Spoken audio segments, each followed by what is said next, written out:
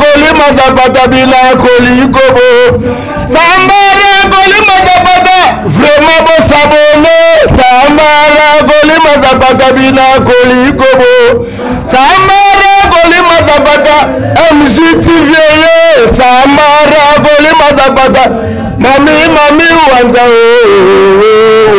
Yoga mami wanza Baniti manga vraiment qu'on vote en sur la baie gauche droite à la table pantalon quoi au moins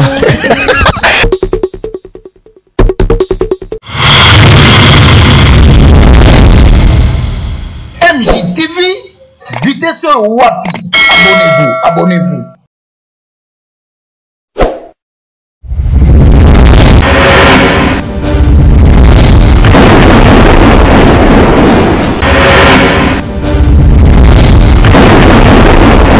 Voilà, bienvenue comme ça dans votre chaîne MJ Télévision et surtout dans votre mission Parlons Bible. Tout à toujours wana liboso na bino banana nzambe ba Christo pour nous présenter yango pour na bino le mission Parlons Bible c'est mission yo eliokisaka bato nyonso mais bato nyonso yango ezali ba o baza concentré et pas yakolo tata to yambela na bino ba serviteur de Dieu ba chantre ba yembela nzambe tuzakazaka na bango pour na kobeta masolo ya ma grâce au Nzambe atia liboso na bango. Aujourd'hui dans ces beaux plateaux de Parlons Bible, je ne suis pas le seul. Nazali accompagné avec ma consoeur Sylvie Bati et puis notre invité pour beaucoup découvrir hier tout à l'heure Awa. Sur ce, je dirais merci comme ça na maman Oyo Agarabo Nzambe Mingi depuis Orléans na François. Je vois maman Mami Wanza, la première dame de Orléans, Balobi Nzambe na bolingo na ye awuti ko bakisa lisusu mbula moko epai ya papa na biso papa Micha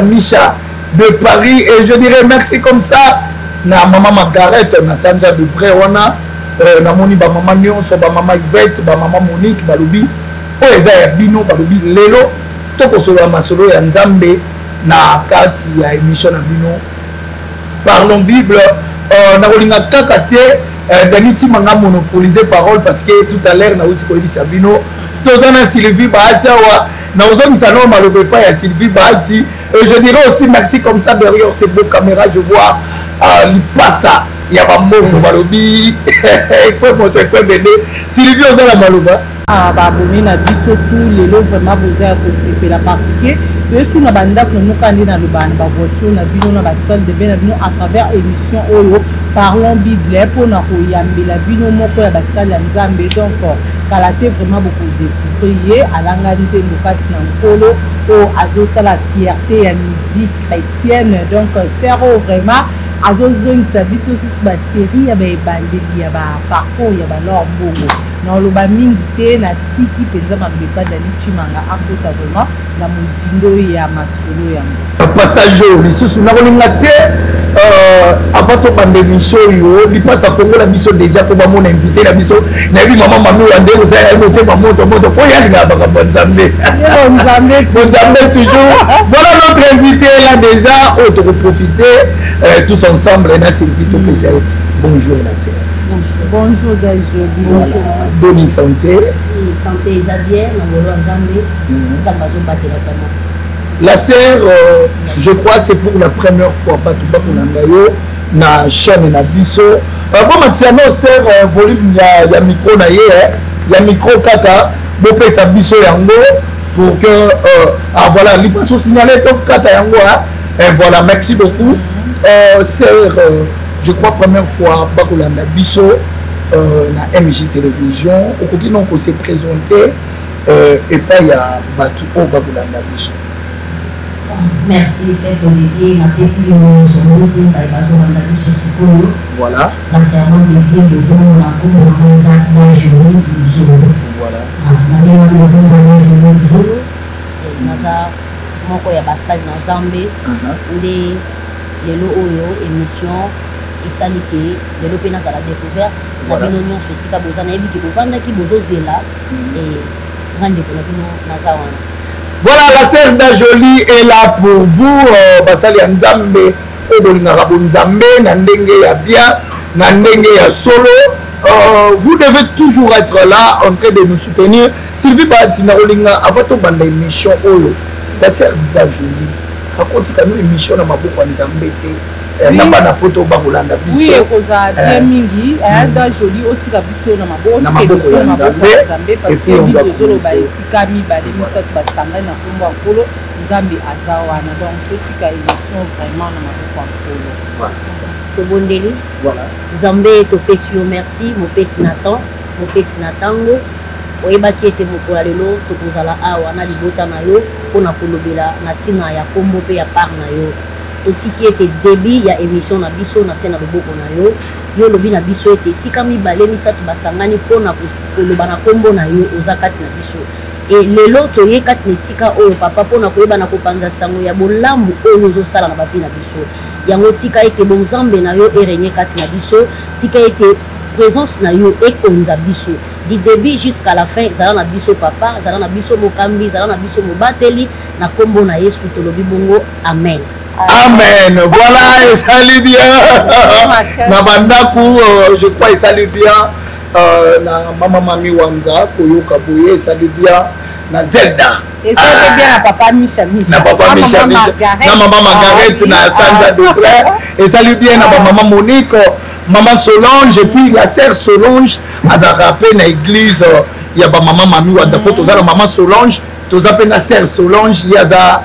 petite sœur, il y a papa Nabiso, Matou Samuel. Et voilà, il y a évoluera na ndenge ya ba France pour na Orléans. Je crois nous sommes avec la sœur d'Anjoli, ndenge Bokolanda Biso,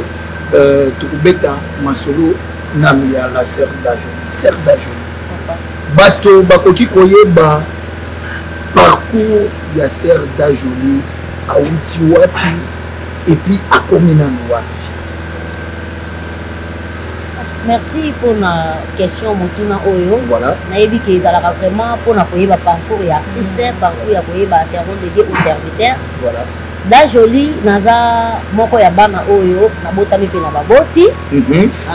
Nazalaki na commune ya Kisenso. Na bandi pe kokola na commune ya Kisenso et kolongwa na commune ya Kisenso tina ye kokoma ndenge na komi lelo parce que ezalaki na ba parents moko oyo basalaki bamemanga na mokili. Et milimo na bango epema na kimia esika bazali. D'Anjoli aza chrétien, D'Anjoli aza mosali na Nzambe, D'Anjoli aza moyembi nauti na commune ya Kisenso. Mais par rapport au parcours oyo na lekaki nde esaliki ememanga oyo naza lelo. Emema oyo oza lelo je crois biso toyambaka moto pambate je pense Sylvie Bahati tozwaki ntanano ya koluka kolandela vie ya sœur d'Anjoli. Sœur d'Anjoli a une parcours, a une vie oyo peut-être aviva na nde Sylvie Bahati na ndenge toyokaki bandeko balobaki sœur d'Anjoli olobi outi na Kisenso oye commune mona ba mama Lombo. Voilà. Outi na Kisenso mais koyoka sœur d'Anjoli moko alikaka na vie moko ya libanda ya balabala Sylvie na nde toyokaki Totane to comprendre. Voilà, to comprendre. Sœur d'Anjoli azalaki Tchel, azalaki Fazer, Chege, point d'interrogation. Bande ko bazolanda. Balingi bayeba vraiment. Mais kana ko expliquer côté wa. Nzamba soit sœur d'Anjoli vraiment précisément wapi. Vraiment pour na ko édifier peuple de Dieu. Nautaki quelque part ndenge na lobby. Voilà. Tango papa kufi, maman kufi. Et ça là que vie ekomaki vraiment compliqué. Na batang wana nayebaki te na kozala wapi. Parce que famille pe eboyaki nango biso. Azomonaka ke no baza bana bandoki. Voilà. Et maman abotinga abotaki nga comme na l'âge ya 57 ans. Okay. Donc bu jeunesse na yenyo soit tikala kozwa bana te. Okay. Abali ti papa pa ye ko bala basi misusu. Et babando benga ye mama Sarah aboti biso nanga na ndeko nanga mobile. Ti eyo ko matin to comme na ba âge moko ba 9 ans aye ko kufa. Voilà. Vie ekomaki vraiment compliqué. Et si ko kendelo ko ezalaki te na yaki ko se retrouver na balabala na wenzi ya matete. Et si ka onazalaki et nazoteka pondu nazoteka makelele nga moko nazokende otimola kolala libanda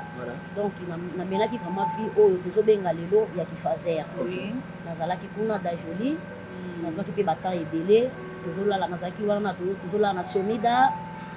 nayebi ke na moment oyo ndenge nakomi par rapport ndenge nzambe mpe asikoli ngai elongi bato mosusu bakobosana me bato mosusu oyo basepelaka kolandaka émission ya dajoli esika bazali nayebi ke mai ya miso ekitaka etangaka me nzambe aza malamu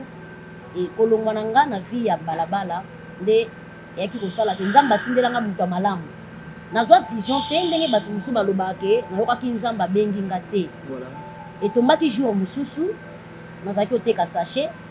po tomesana ye kolia ntango ozolia na wenze donc naoteka sachet mais bovandi pembeni ya chambre froide ndenge baokatela bato biloko baoteka biso mpe tozoprofite kolokota mwa badeshe wana nazolokota thomson nalokoti dendon nalokoti cuis donc nyonso wana ekweyaka ntango bazoborsone ekweyaka na bacarton ozoprofite ozolokota entre temps mpe naoteka sachet eyaki kosala sikoyo ser moko ayaki okatisa misuni na ye mosuni moko pena ye mwa mesure ntango ekweyaki nake na lokoti dieu bon babetanga loza psio nazwa natikala kozwa ngo bongo te mpe babotisi na nga babetanga yebaka na wenze babeleli moyibi donc mutu nyonso acontribua nayebi mpe te eta mosusu mama sylvie nayebi te peut-être te kozalaka mpe ndesalaka nzambe lokola aza nzambe ya bolamu lelo tokoma omona baétat d'âme mpo basunga motu na vie bayeba état d'âme mais nakutanaka na la servante de dieu oyo ayebaka état d'âme te mais mpo na ye ayebaka motema ya kosunga donc azalaki na motema moko mama ani molimo na ye mpe mana kimia oakufa aza mama mpo na ngai mama wana andima kolokota ngai alandanga ti na susi ati esika batiaki nga basoda mpe bakangi na bakomutu aza fazer naza moyibi nane kolanda naza moyibi donc bango mpe bazalaki na ntina teke batango mama deja alobaki ayibi biloko seke biloko na batomsono nga nazwaka na nga te mais nazalaki victime ya kosani ya kosetrouve na pasi wana na moto bayibaki ye mbongo ya ballon ayeka boyibi ye donc na moto mosusu kuna esika azalaki andoteka fufu bayibi ye sai bana yango bango ye donc nazwa charge ya bato nyonso oyo kutu nasalaki yango te mpo nazalaki boyibi nazalaki mpe facile grâce ya mama ani nde azwaki ngai alongoli ngai ayebisa ngai eloko moko alobi atuni nga vi na nga ndenge nazobeta lisolo ntango na explike ye ayoka mpasi ya kibomama alobi ok mama no ntango aboti yo na age ya kibompaka ebongaki asepela mpe na esengo wana me nzambe azwaki ye me fale yo mpo ozala ata malamu me esali ke mabe me eza na motu moko soki nalakisi yo ye sikoyo mpasi ozoyoka oyoka ngo lisusu te estce nayebi te évangile wana estce te yamaka kaka oyo nga nazwaka nakomaki sikoyo na besoin nayoka motu yango eza nani atuninga estce oyebi nzambe nabudaka ye sikoyo nazoloba mwa bien mare nzambe esunai wana lingalaki yangi eza nakovimba na ngai me nabosani ke ye nde moto auti nzambe eske nzambe wana ntango ndenge amonaka biso mito nyokamaka amonaka te ngai nayebi nzambe aza nzambe ya bariche nayebi nzambe aza nzambe ya bato batanga nayebi nzambe aza nzambe oyo ya bana oyo bakolaka bien mpo na biso bafazer nzambe azalaka mama yaki oyebisa nga lobi soki ezalaki mpo na bato malamu jésus alinga akufela biso te akufela nde yo moto ya mabe soki ondimi ye na vie na yo nayebaka na epoke wana ateyanga 4 lois spirituelles. Dieu vous aime et vous offre un plan merveilleux pour votre vie. Et ça passage oyo nakoki kobosana ngo jamais. Parce que tango ateyinga lobi ke nzamba lingi yo aza na mabongisi malamu mpona yo. Nzamba linganga. Yo seke nena yiba ba nzamba olinga o. Yo moyibi nzamba olinga.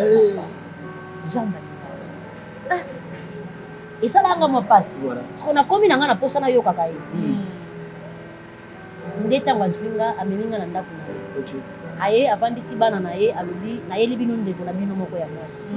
Bolinga ye bosepela. et nazopambola nzambe na bato nyonso bazolandanga oyo babokolaka bana bazolakisa bana nzela nzambe nzambe apambola mabota wana Amen. parce que richesse ya malamu ya kolakisa bana eza Jésus Christ. Okay. Mama wana alakisaki bana nde nzela nzambe bamoni mwana moko ekor étranger ekoti na ndako na bango moto ayebi koloba français te moto aza mal appris ndenge tolobaka moto aza mal éduqué mais bayambanga donc bana wana bazwi na bilamba na bango bakomi kopesa nga na lata c'est-à-dire bazwa connaissance moko ke konéglige moto te na vie bavivre na différence te donc différence nga nde te nazalaki na différence na bango parce que esika bango bazoloba français nga nayebi te complexe moi te maman c'est complexe c'est vrai bezalaki parce que tango bango bazoloba français nga nayebi yango te moyen na solo mpe na bango eza te yo ngani fazer navandi na nga bakimba wana mpe naza na mayanzi mais nalati mpe sapato odi olati mpe sapato ça c'est bien nzambe vraiment aza bien makasi donc à travers mama ni nde lelo oyo alakisi nga nzela nzambe ntango azoyebisanga ka makambo ya nzambe na butu mpe tozalaki na bapriere na ndako tozosambelaka priere ya famille esalaki ke mama komomemanga na baeglise nakomi kotémoigne na bajeunesse nakomi kotémoigne na baorphelinat nakomi kotémoigne parce que eza na bana mosusu oyo bana mpe bandeko bazolandanga sikoyo bandeko basi akoli nde malamu na vie ayebi souffrance te ayebi te koma nini oyo moto akomaka na ta ya souffrance ayebi ka obima na ntango baopesa ye mbongo ntango mosusu voiture mpe ezali mais eza na bato mosusu oyo bazwa chance wana te ndeti babiso mposa kotanga ezali me nayeba te nani akotangisa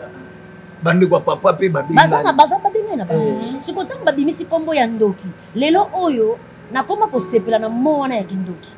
oui te ser solola bien okoma kosepela na mo nakoma kosepela na mo ya kindoki parce que moto babengaka ndoki lobi nde ye wana aza la réserve de l'éternel ekati na nga nzambe asali nga na komosalela siko maloba oyo ezobima kati na nga oyo eza puissance ya kindoki te eza na puissance ya liloba na nzambe donc kindoki yango ezalaki nango nde ya bonzambe bango nde siko bango nde bakanisaki yango na ndenge ya kote eza lokola ntango nzambe alakisi joseph alobi ke betoile minzoto baparent na yo baogumbamela yo na bososoli ya joseph ayebaki kaka ke no nzambe apesi nga révélation nde avandisaki fami na ye mais soki ayebaka ke révélation wana nde komemela nga bitumba bateka nga nakoma esclave nase retrouve na prison alinga alobata bomba da joli du néant à la gloire nzambe alokoti oyo na se mpe atomboli yo amatisi yo lelo oza da joli oyo biso nyonso tozomona grâce ya nzambe nde esaliki biso to approche yo lelo da joli ide wana ya koyembela nkolo eutaki wapi parce que ntango mama ani arécupéré yo aya mpe asona mama ani ntango arécupéré yo okai mpe kozala modératrice na église okai mpe kozala protocole mais ide wana ya koyemba eutaki wapi merci mama Sylvie ide ya koyemba eyaki ntango oyo mama komomemanga na baeglise nazoyoka mpe baninga bazoyemba mais ezalaka na campagne moko papa Patrice Ngoyi Musoko aorganisaka nayebi te soki babengisaka ye ezalaka na Mbanza Lemba na commune ya Lemba na terrain ya homme 30 et papa azalaki nano aye te ntango siko aya mati na podium nayoki claveriste na ye azobeta rythme ka ya banzembo papa bandaki koyemba na batan wana siko natali papa Patrice nayokaka kaka Patrice siko namoni ka ndenge oyo azalaki na mélodie oyo bandaki kobeta mabisika nazalaki nayoka esengo soki kutu papa Patrice nzambe asali ye ngolu ebongo ngai nazongi na malobo mama na nga lobe na nga ke nzambe alingi yo mpe aza na baprojet ya malamu wana ezalaki na baane nini donc wana ezalaki ba 2010 nzembo yango oyebi yango lisusu nzembo papa Patrice o claveriste wana bandeko bon on dirait ezalaki olobi olingi Yesu maxita joli toyoka ngomba moko lokwa bato bazali bobeta ngo nano po esala bolamu na bana nzambe oyo bayoka ndenge ser da joli nzambe azwaki ye po akoma koyembela ye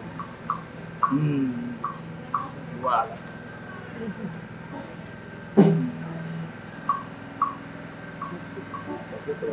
voilà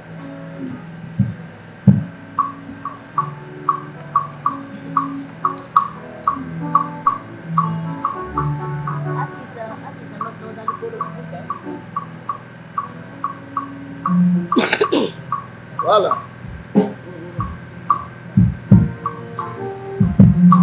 tu vas continuer à la paix. Bon Nzambe si fi ba ti mama linga.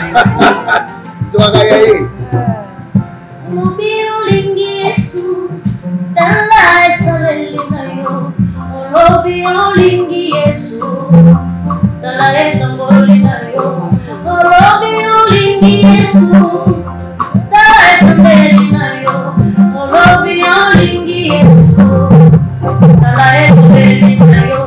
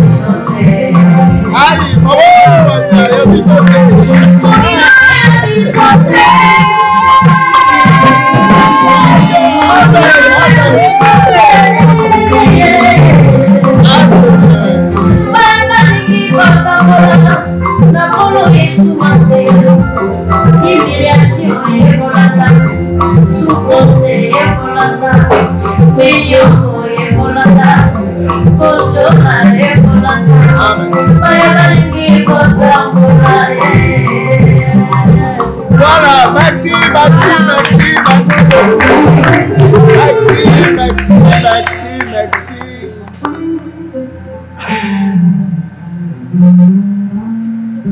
D'âge.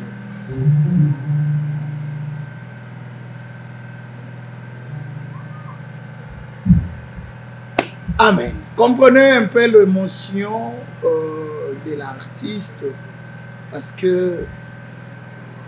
namoni épinglé bamakambo bébé nakati nzembo. Moi aussi j'ai failli un peu pleurer. Il y a un monde ici qui bâti na kota qui. Est-ce que bi ke ba cantique ya boy bino bato boyembe na nzambe bozaka subu bandi na debi bomemi biso vraiment na gloire to mona nzambe mais so bokoti bomoni ke dia to consommer bino poto zwata ba cantique ya boy et comme en passe ils a dit pour mon il est oyembango Nasir maman mami wanza maman abiso la patronne de cette chaîne yanga nzambe Nasir kaza mbale Nasir bana nzambe bele bolanda o na minute baza mbale momuna da joli et bandi sangaka jour mususu okomi ya bien tango mona ke balingi na bango isinga o musa biso makambo na Nathalie Makolo toko mo bungisa biso yo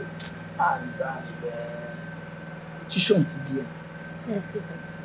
nzamba pambo mais ce ko ebini na kati oyemba no ko bi soko lingi Yesu tala etambololi na yo so lingi Yesu ta elateli na yo nebi te la sœur d'Ajour batu pe ba ishija ko déjà na moi likambo mo boipana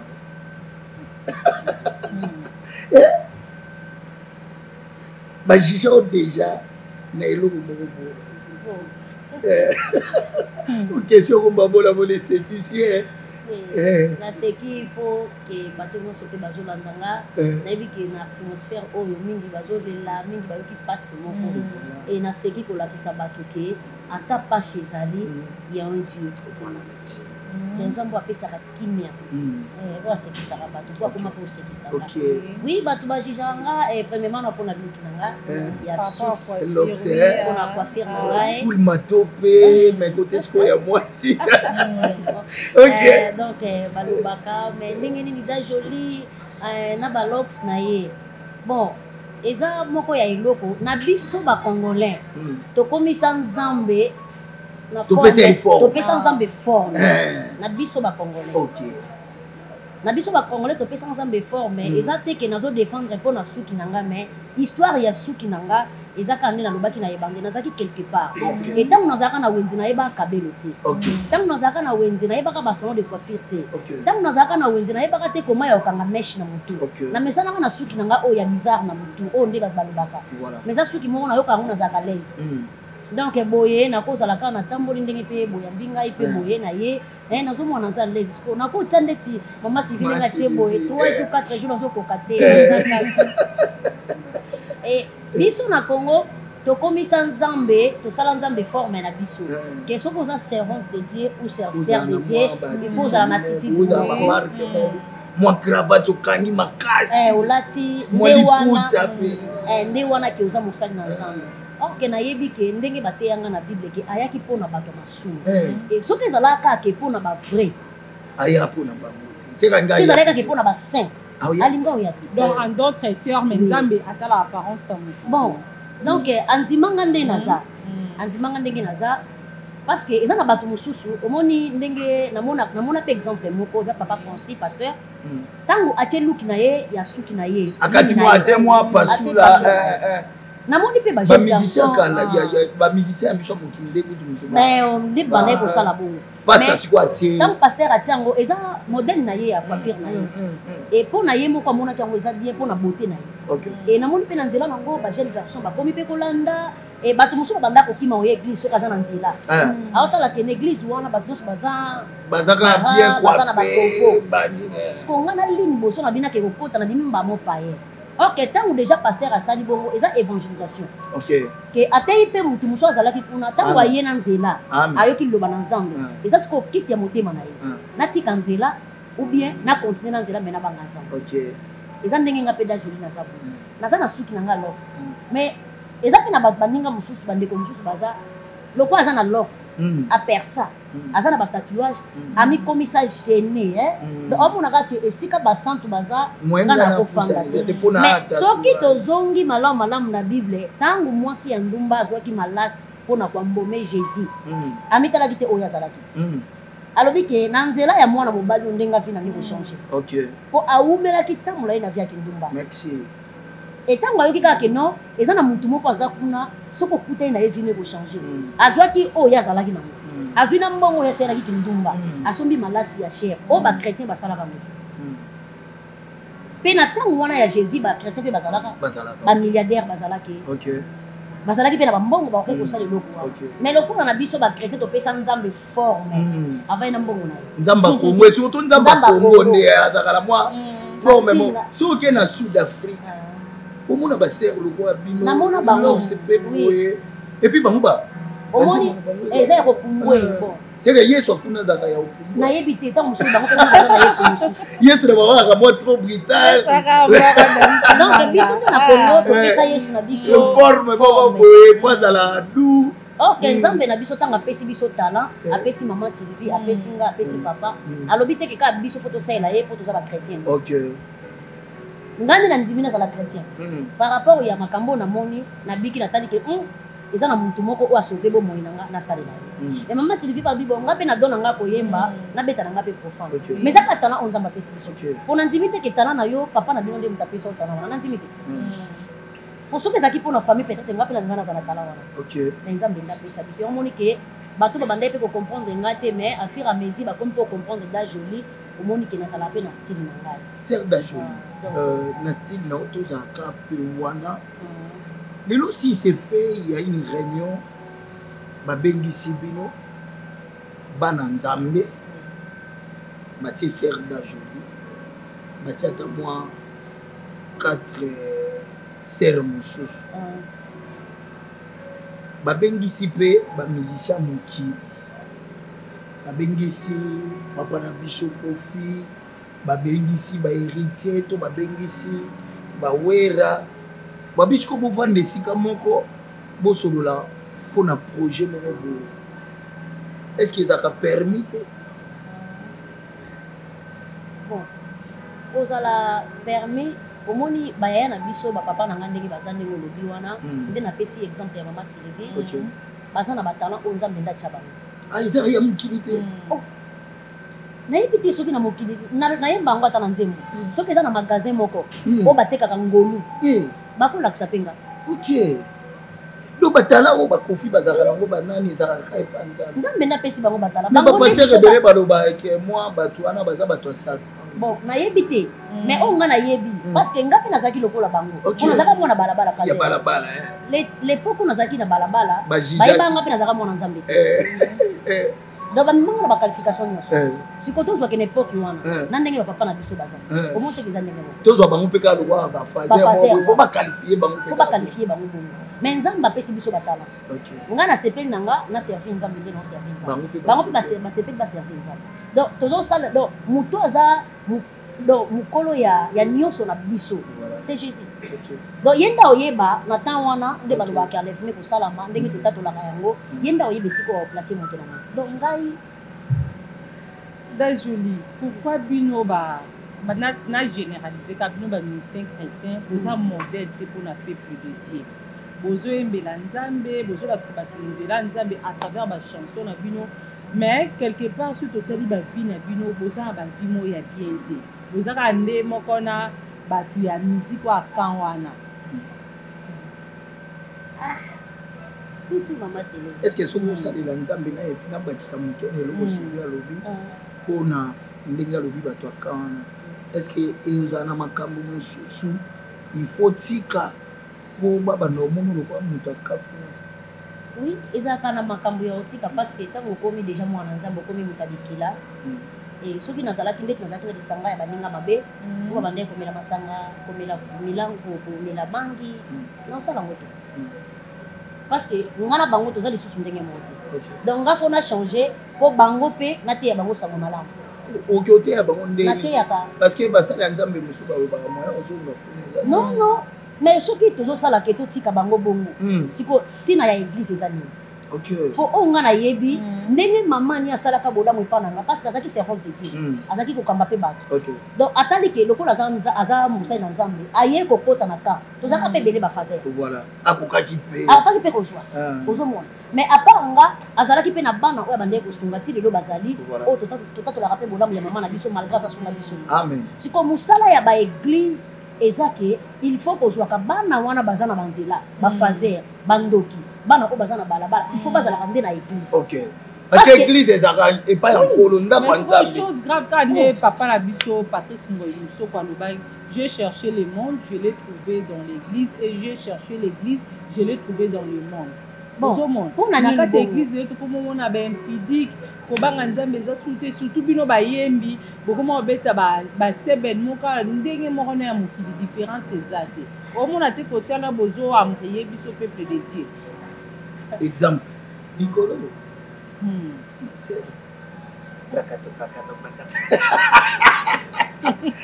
ezaka nzambe te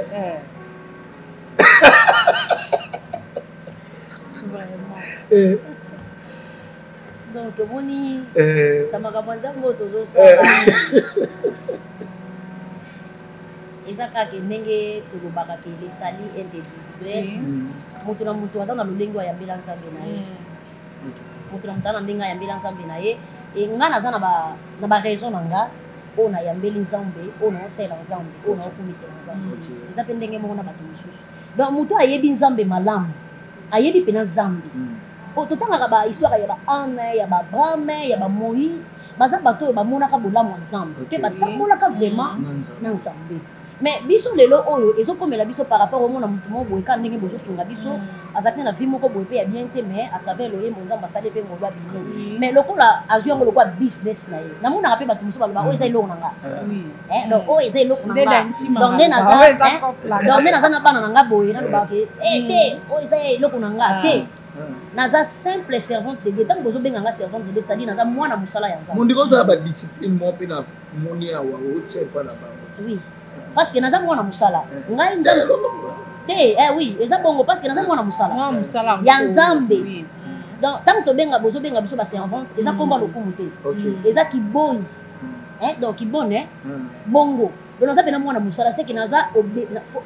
obéissant na papa na nga siko tango nazwi bango na encadré bango naza lokola ki bango baza ba brebis oyo tozosala nini toza koencadre fo nalakisa bango lolenge oyo papa na biso asengaka tozala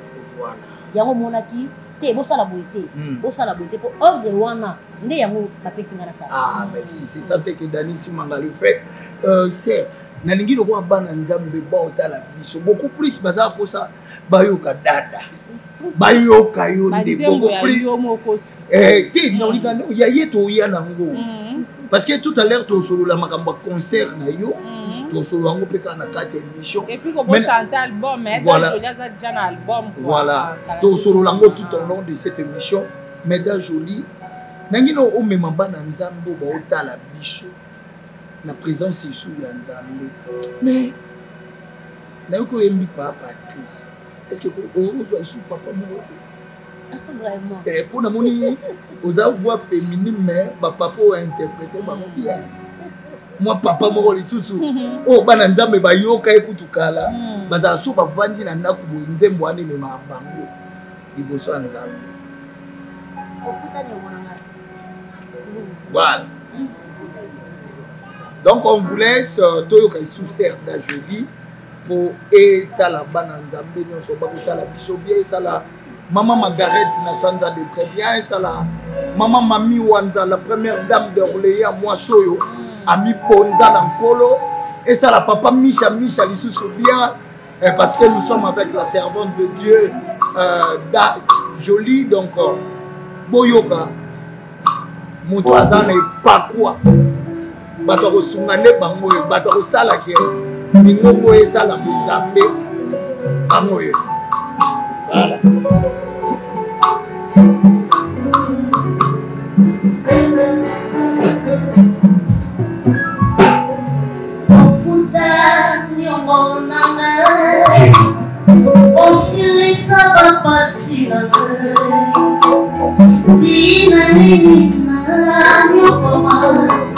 Esse odio forma o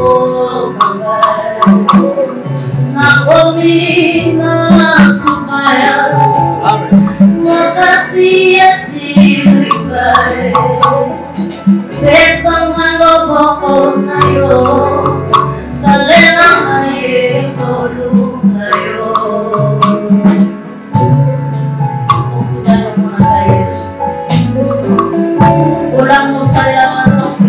Pak mau dalam aku cuma di dalam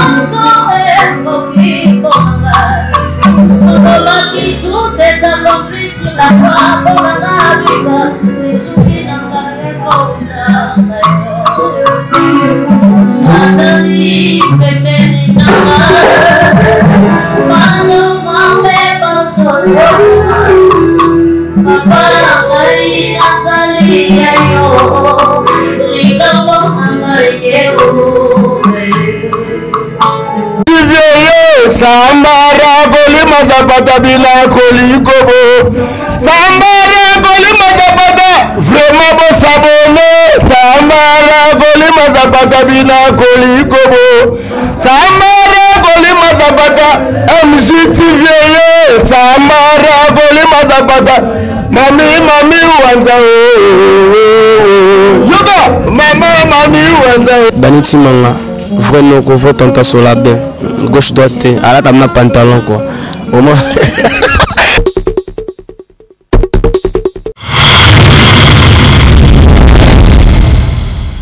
MJTV